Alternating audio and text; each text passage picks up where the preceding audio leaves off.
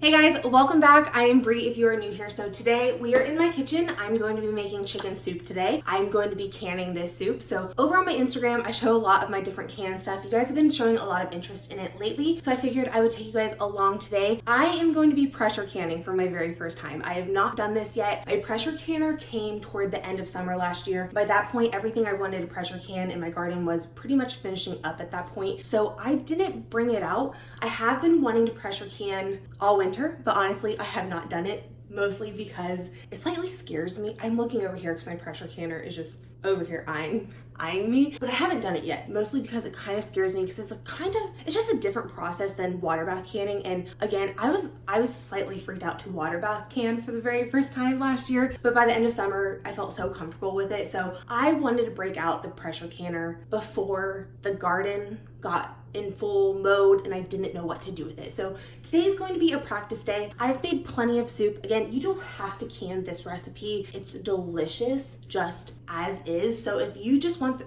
to make it, just make it. I just figured I would take you guys along for my entire day event. So this is going to be an all-day vlog. If you're only interested in the chicken soup making, I'm going to put timestamps down below. That way you can just kind of skip through the video and watch what you want to watch. I am going to be starting a few different seeds today that I need to get started because I just got a few more seeds in the mail, which I'll show you guys as well. But I figured, again, since this is going to take probably all day, I would just take you guys along for my entire day. So let's go ahead and jump in and get this broth going because that is step one. So first off, I am doubling this recipe simply since I'm taking the time and effort to can it today. I'm making it worth my while. Every time I've made this recipe for dinner, I simply have used one whole chicken. And speaking of that, let's go ahead and jump into the things you will need. You will need a whole chicken, 1 to 2 whole chickens. I'm gonna have 2 since I'm doubling it, obviously. Especially soup making, you want to have an organic chicken. Better yet, if you can find pasture-raised organic chicken, oh my God. This makes the best soup I think I've ever made in my entire life. We source this from a local farm like 30 minutes away, and it is the best chicken I think I've ever ate in my entire life. If you've ever had like farm-raised fresh chicken eggs,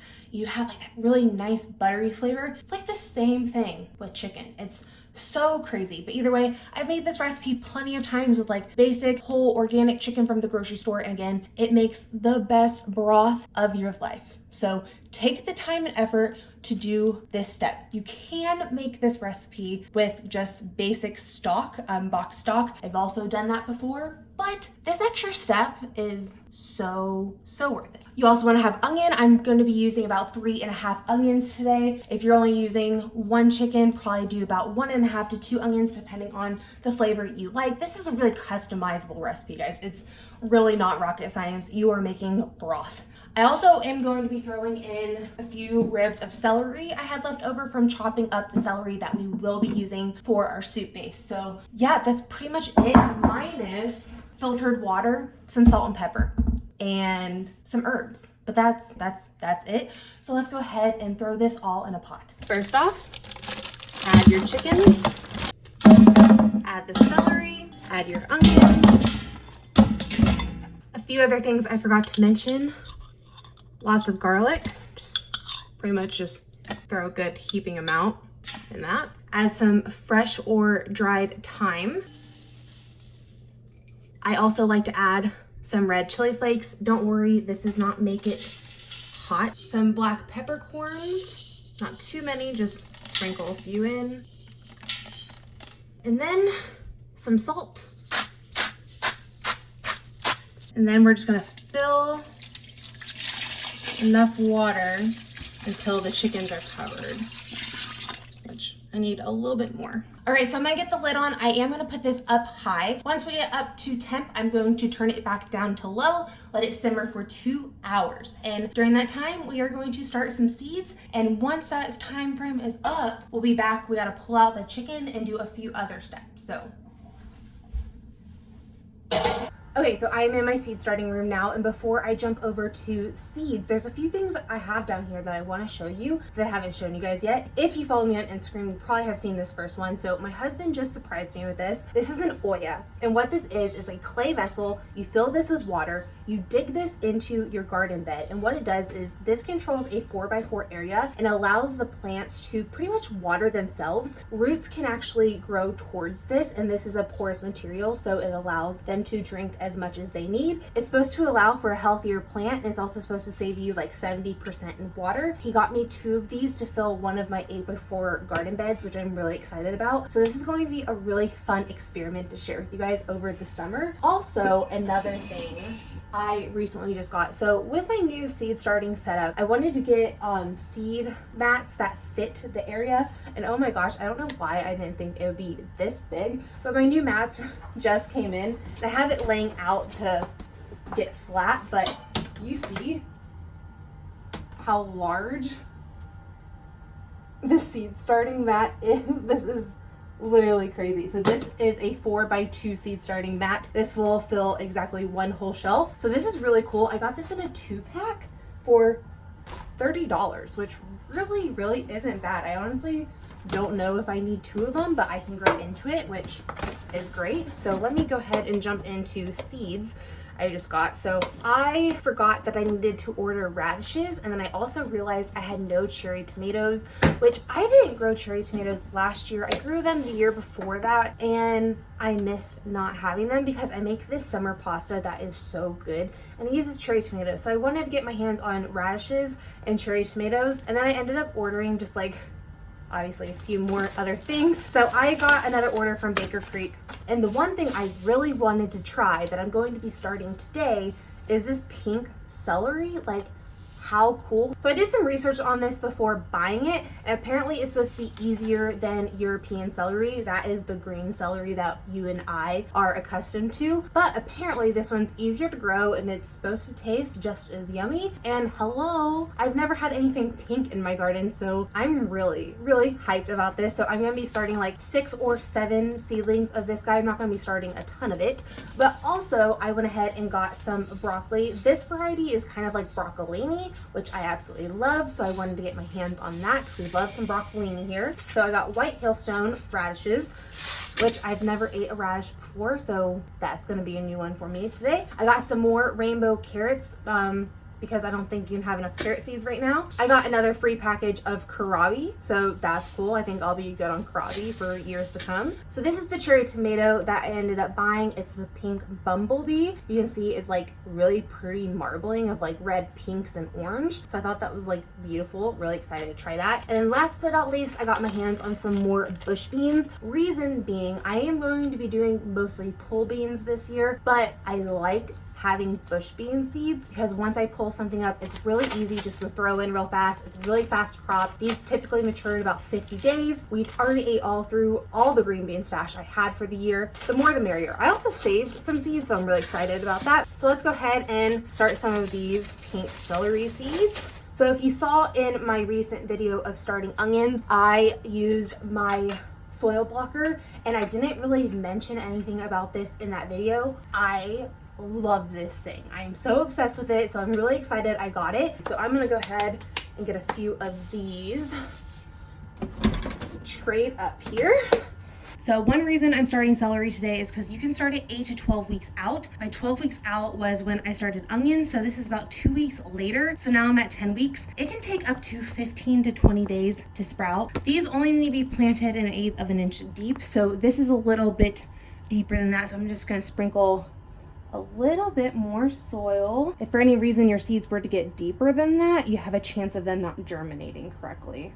Look how itty bitty those are. So I'm just gonna probably put 2 or 3, best of my ability, in each one. And then we're just gonna sprinkle a little bit more soil and give them a nice little water.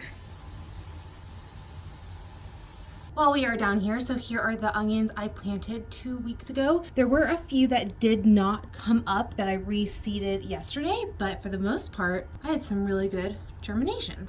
All right, so we have about 5 minutes left until I have to get the chicken out of here. And I figured I would take these 5 minutes and show you guys what my pressure canning setup looks like. So you may have noticed, you may have not noticed, I have a glass top cooking range. You're not supposed to pressure can on these. There are people that do. I personally, for one, am not trying to destroy my oven or my kitchen today. So you may be wondering, what will I be using? I actually have a propane setup here outside that I just got done setting up. So this is our propane cooktop, which is really handy. We actually use this for all of our tomato processing during the summer, just so we don't get the house super hot. I will link this in the description box below if you're interested in something like this. I will say it's absolutely freezing outside today, but there's nothing I can do about that. I wanted to show you guys this setup though before it probably got dark, because I don't think I'm gonna start pressure canning till about 5 or 6. Last but not least, we have my All-American pressure canner. This thing was really hard to find last year, FYI. If you're interested in pressure canning, I'd probably get on it as of now. I'm trying to find one of these because, like I said, we got one, but it came really late last year. I think we started looking at them in April and we didn't get ours until about September. But this is my All-American pressure canner. They are quite expensive, but I plan on doing this for quite some time. All right, so it's been 2 hours, and now what we want to do is get the chicken out of the broth because we don't want the chicken to cook any further. After that, what we're going to do is let it cool down a little bit. That way we can pull off the chicken. Then we're going to throw the bones back into the broth. I will say be careful with this because the meat tends to slide right off the bone. So you want to have a good grip if you can get one on the chicken. I like to take some tongs and get it around the entire bird and then kind of get an oven mitt and then just place it. There's really no elegant way to do this, let me tell you. Okay, so I'm gonna let these cool off for about 20 minutes and then I will show you guys the next process. All right, so the chicken has cooled down. So what we're gonna do is simply take off all the chicken and then we're gonna put the skin and the bones back in the pot.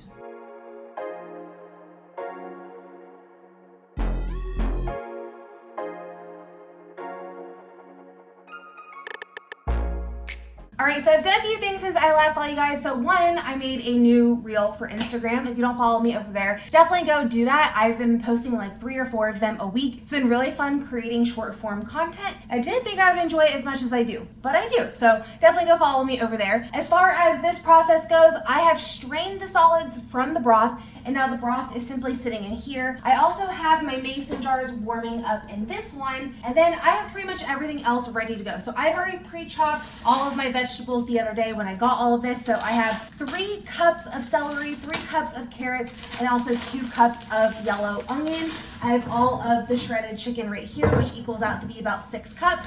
And I'm simply going to be adding all of this together. I might add a little bit more salt, pepper, just kind of to taste, and that's about it. And after this is all ready, we will actually get everything ready to can. So let's go ahead and dump all of this in. One thing I do want to add is if I were to be making this soup to eat tonight, I would actually saute these vegetables in the pot, add the broth over it, throw the chicken in, and then also add egg noodles. So you will notice I'm not adding egg noodles to this, and it's simply because you're not really supposed to. You're not supposed to add any type of rice or noodle. That's something that they actually say just add in later. They can get mushy with pressure canning. So yeah, that's the one reason why I won't be adding that in today, but it's really easy to customize. And that's one reason why I think this recipe is so cool. So this recipe alone, you could strain the broth and actually make chicken pot pie with. You can make chicken soup with rice, or you can make chicken soup with noodles. So either way, I'm going to be dumping everything in because that's all I really need to do. These vegetables are going to be cooked long enough through the pressure canner because they have a 90-minute processing time and they don't need to be cooked any longer than that really.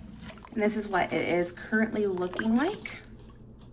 All right, so everything is ready to go. I have my lids washed and ready. I have my funnel. I have my air pocket bubble thing if I need it. My jar picker upper thing.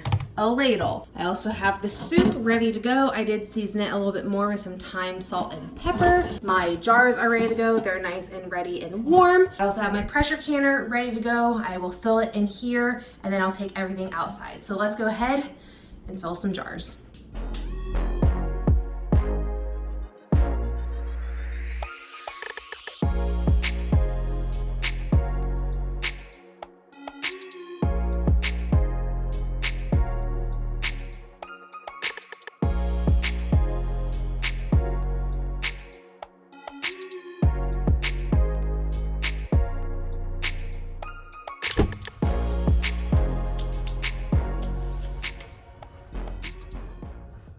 You can see my breath, it is that cold out. So now we are just waiting for this thing to get up to temp. We will see a stream of steam, which is starting to steam right now. Once it's steaming for about 10 minutes straight, we will add our weighted gauge. I have to do this at 15 pounds of pressure since I live at 1,300 feet above sea level. And then we will process for 90 minutes. So I'll keep you tuned. All right, and there is the stream of steam. I think it's even more explosive outside because of how cold it is. So now we're just gonna put it on 15 pounds. Once it hits 15 pounds, 90 minutes. All right, so just came outside to check on everything. It's looking good. We have about 30 minutes left. I've been coming out about every 5 minutes just to tweak the temperature a little bit to make sure the pressure stays at 15. I think I have to do this a little bit more just simply because it's freezing outside. But one thing I did want to mention to you guys is if you don't want to go through this entire process, one thing you can do is simply make the broth and then throw it in your freezer. One thing you want to do is make sure that you leave a good headspace because it will expand. But I throw these in my freezer and I use broth all the time for different things and different recipes. So I also use some pint jars as well. Keep that in mind. It's a really good option in case you don't want to go through the whole process of pressure canning.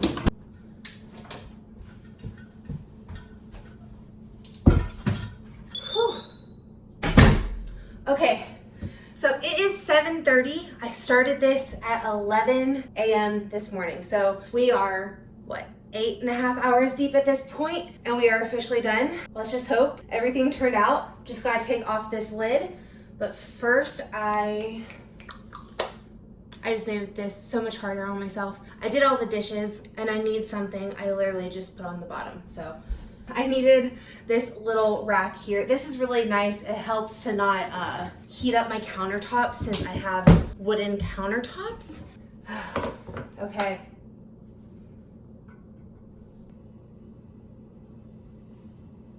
I hear it hissing, even though it's at 0, so I'm gonna give it a second. I'm actually gonna go get a towel for this lid because I'm sure it's going to be really wet and I have nowhere to put it. Take that off. Ooh, that's hot. That weight. I think I was supposed to take the weight off before I took off any of these, which makes sense, but obviously I did not do.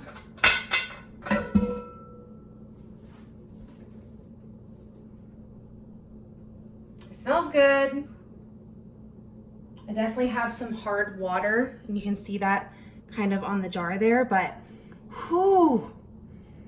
That smells really, really good. Hear that? That's a sealed jar. Oh, they're all starting to seal. I am so pumped now that I have pressure canning as a skill. Tomorrow morning, what I will do, since these have a while to cool off, they are sitting here literally bubbling. I'm going to wipe off the outside of the jars and I will show you what they look like once they have cooled down and everything, once they've completely sealed. I don't want to touch them now, obviously, 1, because they're hot, and 2, you don't want to disturb them. So I'll probably just end this video tomorrow morning when I wake up and I can show you guys what the soup looks like. The moment I turned off the camera, I did a quick Google search and I did just find out that I could have added half a cup of vinegar to my pressure canner and that would have helped with the hard water. Good morning, guys. So it looks like everything turned out really well. All the jars sealed pretty fast after I took them out, but it looks absolutely delicious. I did just wipe off the jars with a wet washcloth pretty easily last night once they cooled down a little bit. But overall, now that I have 1 round of pressure canning underneath my belt, I'm like, what can I pressure can next? So I hope you guys enjoyed spending the day with me yesterday. If you did, make sure you give this video a thumbs up, leave me a comment below, and hit that subscribe button. I'll see you guys all in the next one. Bye.